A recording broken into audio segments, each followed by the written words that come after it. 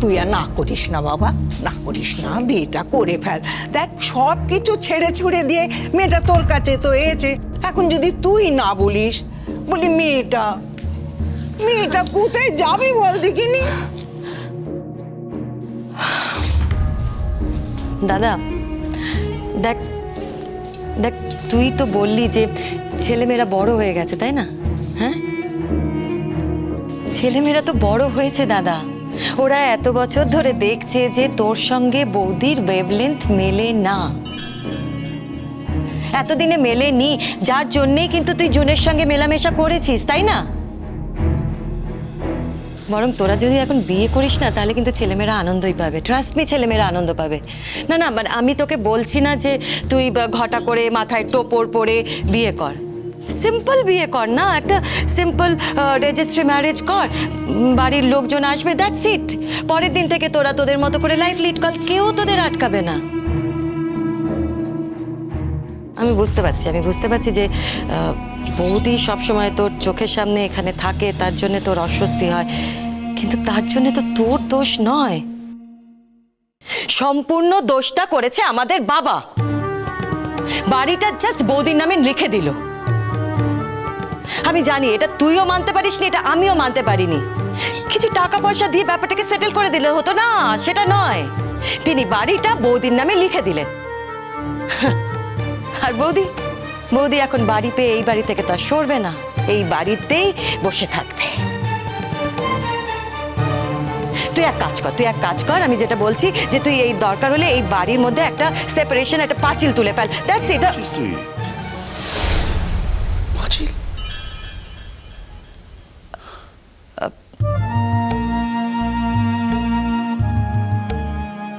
মানে বলছি যে ইন দ্যাট কেস তুই বৌদিকে ইগনোর কর দাদা।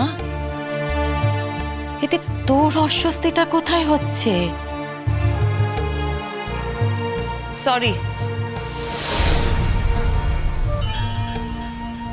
আমি অনেকক্ষণ বাইরে দাঁড়িয়েছিলাম তোমাদের কথার মধ্যে ঢুকবো না বলে, কিন্তু তোমরা তো সমানে আমাকে নিয়ে আলোচনা করে যাচ্ছ, তাই তোমাদের কথার মধ্যে ঢুকতে আমি বাধ্য হলাম। হ্যাঁ বনি, তুমি কি বলছিলে? বৌদি এই বাড়িটা ছেড়ে যাচ্ছে না কারণ বাবা এই বাড়িটা যেহেতু বৌদি নামে লিখে দিয়েছে, সেই জন্যে বাড়িটা আঁকড়ে আমি পড়ে আছি, তাই তো? একেবারেই তা নয় বনি, আমি এই বাড়িতে পড়ে আছি এই বাড়িটার জন্য নয়, আমি এই বাড়িতে পড়ে আছি তোমার বাবার জন্যে। তোমরা যদি তোমাদের বাবাকে রাজি করাতে পারো না, আমি সেই মুহূর্তে এই বাড়ি ছেড়ে চলে যাব, এটা আমি কথা দিলাম। এটা গেল 1 নম্বর। আর 2 নম্বর হলো, এই তো বৌমা, তুমি এসে গেছো? হ্যাঁ বাবা, বাবা আপনি খেয়েছেন, ওষুধ খেয়েছেন? হ্যাঁ বৌমা, আমার যা যা করণীয় সব করে ফেলেছি। খুব ভালো কথা। আমি একটা কথার মাঝে ছিলাম, কথাটা একটু শেষ করে নি বাবা। হ্যাঁ। আর দ্বিতীয়ত হলো, তোমার দাদা বলছে তার নাকি অস্বস্তি হচ্ছে। কিসের অস্বস্তি আমি ঠিক বুঝতে পারছি না। একটা মেয়ের সাথে সম্পর্ক তৈরি করতে অস্বস্তি নেই, তাকে বাড়িতে এনে রাখতে কোনো অস্বস্তি নেই, তার সঙ্গে এক ঘরে থাকতে কোনো অস্বস্তি নেই, অথচ তাকে সম্মান দিতে অস্বস্তি। অদ্ভুত। তাহলে তো বলতে হবে যে তোমার দাদার মানসিকতায় কোনো সমস্যা আছে।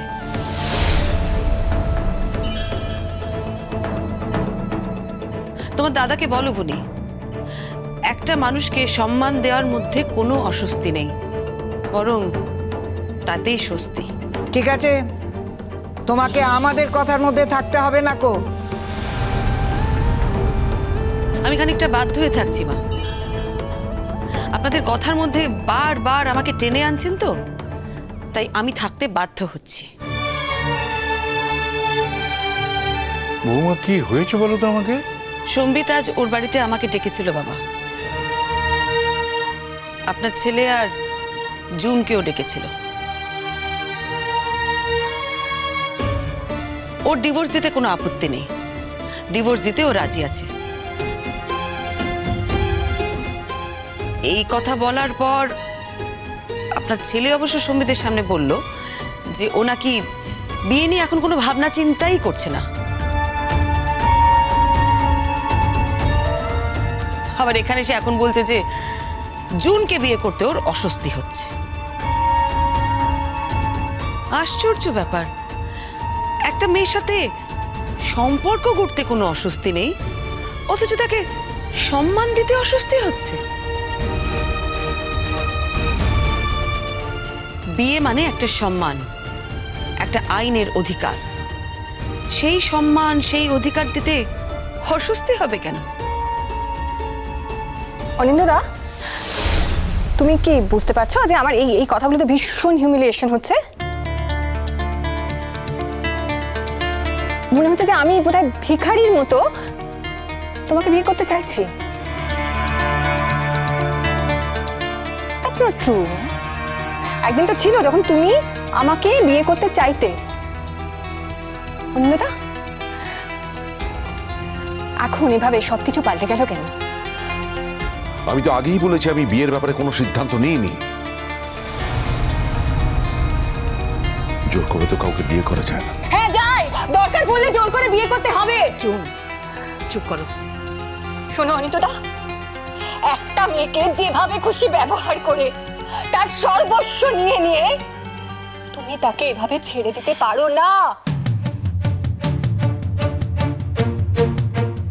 আমি এটা আমার সঙ্গে হতে দেব না, ইম্পসিবল। চুপ, জুন চুপ কর। ও ও ও সে কথা ভেবে বলেনি কো জুন, বিশ্বাস কর, ও সেভাবে বলেনি কথাটা। জুন প্লিজ আস্তে কথা বলো, বাড়িতে ছেলেমেয়েরা রয়েছে। ছেলেমেয়েরা আছে মানে? ছেলেমেয়েরা আছে তোমরা বুঝতে পারছো, আর আমার অপমানটা তোমরা কেউ বুঝতে পারছো না। তোমার দাদাকে কিচ্ছু বলতে পারছো না, এত বড় কথাটাও বলে কি করে? জুন, জুন, একদম চিৎকার করবে না। তোমাকে আমি একদিন বলেছি এই বাড়িতে আমার ছেলেমেয়েরা থাকে। তোমার অনিন্দতা তোমাকে বিয়ে না করে কোথায় যায় সেটা আমিও দেখব। বিয়ে তো ওকে করতেই হবে। যদি এখনো তোমাকে বিয়ে করা নিয়ে ও ভাবনা চিন্তা করে, তুমি এক কাজ করো না, তুমি থানায় যাও, আমি তোমার সাথে সাক্ষী দেব। নিজের অধিকার পাওয়ার জন্য যা যা করার দরকার সেটা তুমি করো, কিন্তু তার সঙ্গে এটাও বলছি, দয়া করে এই বাড়িতে তুমি কোনো রকম সিন ক্রিয়েট করো না। এখন অব্দি এই বাড়িটা না লোকে ভদ্রলোকের বাড়ি বলে জানে। এই বাড়ির সম্মান হানি হয় এমন কোনো কাজ তুমি করো না, আমার ছেলে মেয়েদের ক্ষতি হয় এমন কোনো কাজ তুমি করো না, তাহলে কিন্তু তোমাকে আমি ছেড়ে কথা বলবো না। আজ অব্দি আমি যা কিছু করেছি আমার ছেলে মেয়ের স্বার্থে করেছি। তোমার অনিন্দদাকে আমি এক কথায় ছেড়ে দিয়েছি আমার ছেলে মেয়েদের স্বার্থে। আমি কোনো রকম কন্টেস্টে যাইনি, সেটাও আমার ছেলে মেয়েদের স্বার্থে। আমি চাইনি আমার ছেলেমেয়েরা বাবা মা সম্পর্কের মধ্যে কোনো আঁকচা আঁকচি কামড়া কামড়ি দেখুক, তাদের মানসিকতা নষ্ট হোক। আমার ছেলে মেয়েদের স্বার্থে আমি নীরবে সরে দাঁড়িয়েছি। তোমরা যা লড়াই করার করো, শুধু একটাই অনুরোধ, এই বাড়িতে কোনো চিৎকার চেঁচামেচি করো না, এমন কিছু করো না যাতে আমার ছেলে মেয়েদের ক্ষতি হয়। জুন, তুমি ডিভোর্স চেয়েছিলে, সম্বিত কিন্তু সত্যি তোমার ডিভোর্সটা দিতে চাইছিল না। আমি ওকে অনেক বুঝিয়েছি, অনেক অনুরোধ করেছি, তারপর ও ডিভোর্স দিতে রাজি হয়েছে। আর এখন বাদ সাধছে তোমার অনিন্দদা, তাই তো? আসলে কি জানো তো, তোমার অনিন্দদার না একটু অস্বস্তি হচ্ছে। একই বাড়িতে যেখানে আমি আছি, ওর ছেলেমেয়েরা আছে, তাদের সবার সামনে সে আবার একটা বিয়ে করবে এটা ভেবে। তোমার অনিন্দদাকে বলে দাও, আমি এবং আমার ছেলেমেয়েরা তোমার অনিন্দদাকে বিয়ে করতে দেখলেই অনেক বেশি স্বস্তি পাবো। গার্লফ্রেন্ড নিয়ে আমার সামনে, আমার ছেলে মেয়েদের সামনে দরজা বন্ধ করতে দেখলে নয়।